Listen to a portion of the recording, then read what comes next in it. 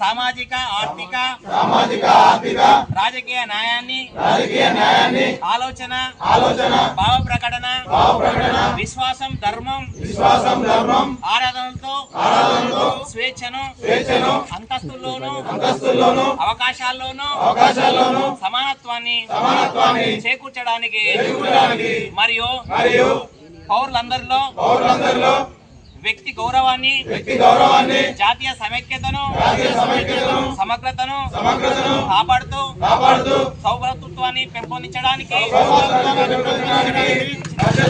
1949